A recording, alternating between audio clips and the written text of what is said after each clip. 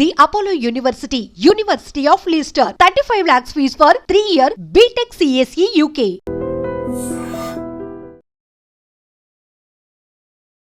నమస్తే, welcome to healthy conversations with I dream. నేను మీ ఛాన్సీ.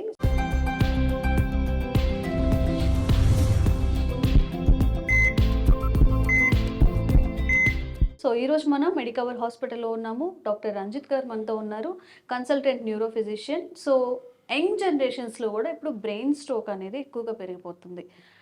Only phones వాడడం, ఓన్లీ ఒత్తిడి, ఓన్లీ స్ట్రెస్, ఇవే కారణం అవుతాయి. అసలు ఈ స్ట్రోక్స్ రావడానికి గల కారణాలు ఏంటి అడిగి తెలుసుకుందాం. నమస్తే సార్. నమస్తే అండి. ఎలా ఉన్నారు సార్? యా గుడ్ అండి. మీరు ఎలా ఉన్నారు? Fine sir, thank you. So చాలా యంగ్ జనరేషన్స్ వాళ్ళు, చిన్న పిల్లల్లో కూడా ఫోన్ యూజేజ్ అనేది అసలు వాళ్ళని మనం ఫోన్ నుంచి దూరం చేయలేము అనమాట. అంటే ఎక్కువగా ఈ డిజిటల్కి కనెక్ట్ అవ్వడం వల్లనే ఈ స్ట్రోక్స్ అనేవి వస్తున్నాయా? ఇంకా ఎలాంటి ఇష్యూస్ రిలేట్ అయి ఉంటాయి బ్రెయిన్ స్ట్రోక్ విషయంలో? సో బ్రెయిన్ స్ట్రోక్ అంటే పెరాలసిస్ అండి. బేసికలీ హార్ట్లో రక్తనాళాలు ఎలా అయితే బ్లాక్ అయితే హార్ట్ స్ట్రోక్ వస్తుందో, అలాగే బ్రెయిన్లో రక్తనాళాలు ఏదైనా కారణం వల్ల బ్లాక్ అయితే కనుక రక్త ప్రసరణ లేక బ్రెయిన్ స్ట్రోక్ వస్తుంది. సో బ్రెయిన్ స్ట్రోక్ వచ్చినప్పుడు సిమ్టమ్స్ ఏముంటాయంటే పెరాలసిస్, అంటే ఒక సైడ్ వీక్నెస్ వచ్చే అవకాశం ఉంటుందన్నమాట.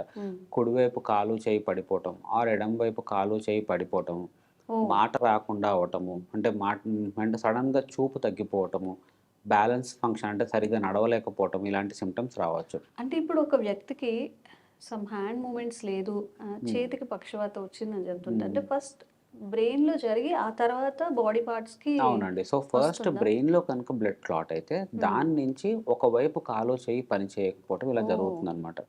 మన బ్రెయిన్లో ఒక్కొక్క పార్ట్ ఒక్కొక్క ఏరియాని కంట్రోల్ చేస్తూ ఉంటుంది. సో మాట కంట్రోల్ చేసే ఏరియాలో స్ట్రోక్ వస్తే మాట పడిపోయే అవకాశం ఉంటుంది. కాలు చేయి పని చేసే ఏరియాలో స్ట్రోక్ వస్తే కాలు చేయి పని చేయకుండా ఉండే అవకాశం ఉంటుంది.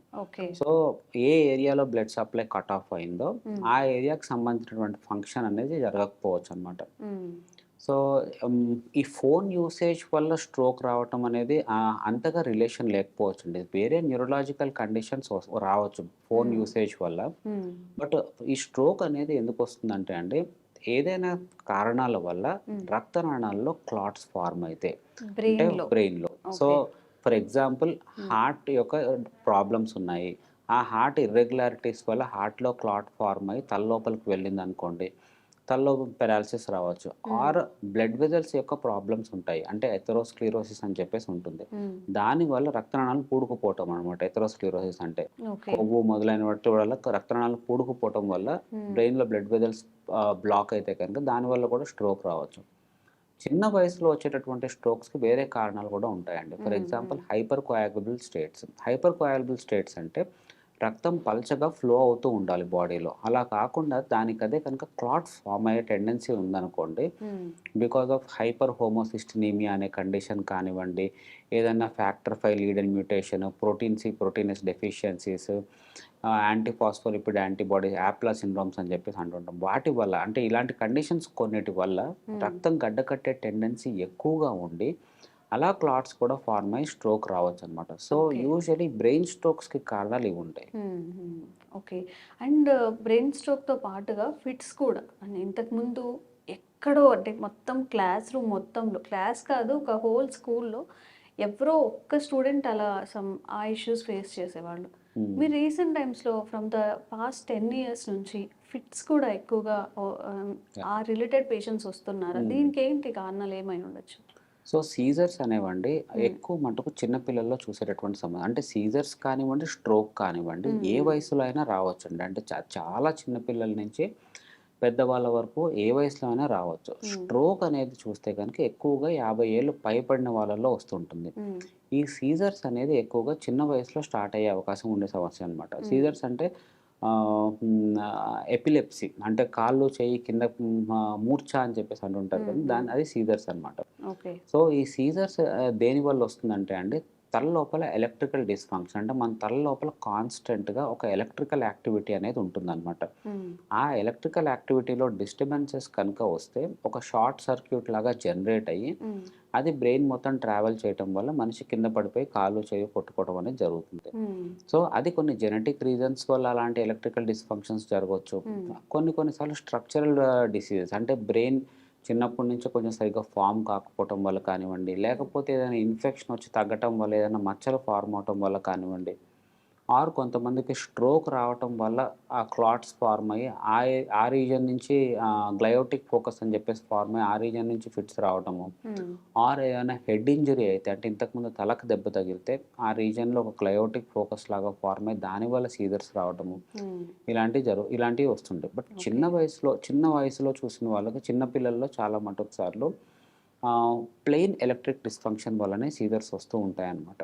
సో మీరు చెప్పినట్టు ఆ స్కూల్లో కింద పడిపోవటము ఇలానే చాలామంది పిల్లలు వస్తూ ఉంటారు. సో అలా వచ్చినప్పుడు ఏంటి అంటే బేసికల్లీ రీజన్ ఏంటి, వాళ్ళ ఎంఆర్ఐ బ్రెయిన్ బాగానే ఉందా, ఏదైనా డెవలప్మెంటల్ ప్రాబ్లమ్స్ ఉన్నాయా, ఈజీ ఎలా ఉంది, నెక్స్ట్ మళ్ళీ వచ్చే అవకాశం ఎంతవరకు ఉంది, ఇవి అసెస్ చేసుకుని ట్రీట్మెంట్ స్టార్ట్ చేస్తూ ఉంటాం.